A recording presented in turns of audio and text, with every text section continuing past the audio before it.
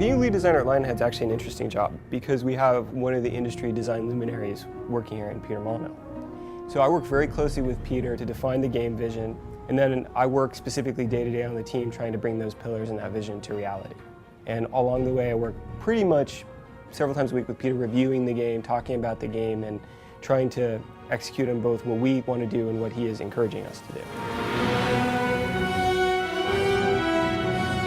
You're still going to be a hero. You're still going to have swords, you're still going to have guns, you're still going to have magic. But this time you're going to be leading a country as well as that.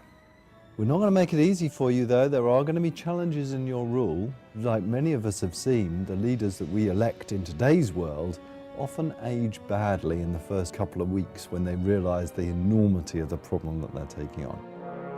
We have always been a game that tries to be fairly accessible and something that hits a broader audience. So with Fable 3, what we're doing is keeping that foremost when we're thinking about building it. But those that are long-term Fable fans won't be disappointed. Everything that they've loved about the Fable franchise will still be there. A role-playing game is all about, this is me playing the role of a hero and a king or a queen. It's really about not getting rid of every element of an RPG, but certainly making it something that people who aren't interested in that side of things will still enjoy. New technology in Fable 3, I think the main thing for me is Simon nodding in the background.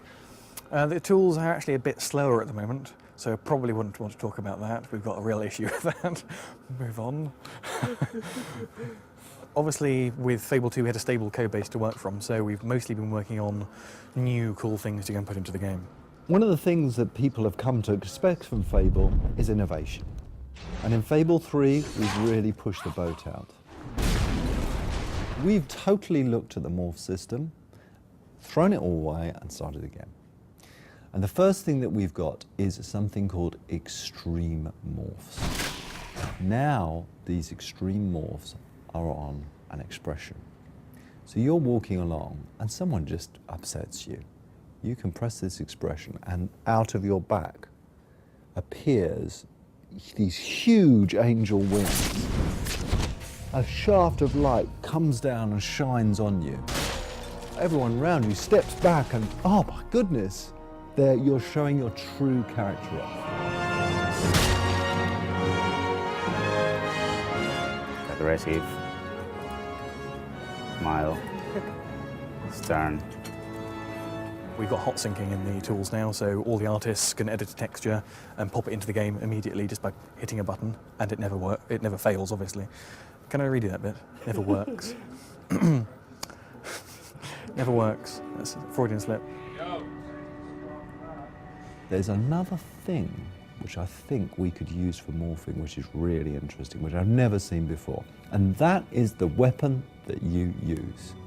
Why not have weapons change as you use them, that adapt themselves visually to your combat style and to your alignment? So imagine, how do you make the evil sword of ages?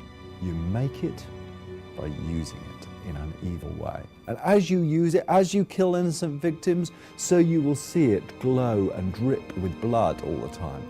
I want everybody in the world to have unique weapons.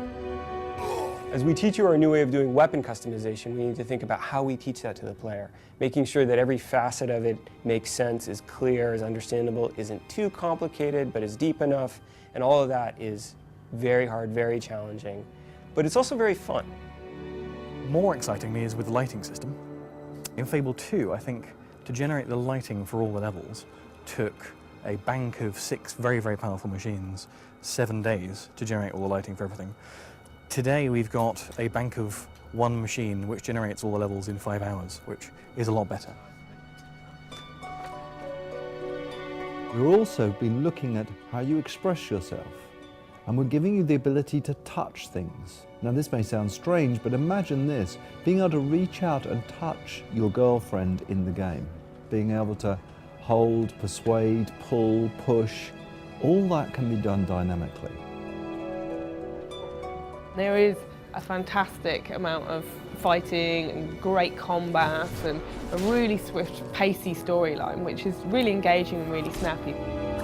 Fable 3 is going to be a damn good adventure.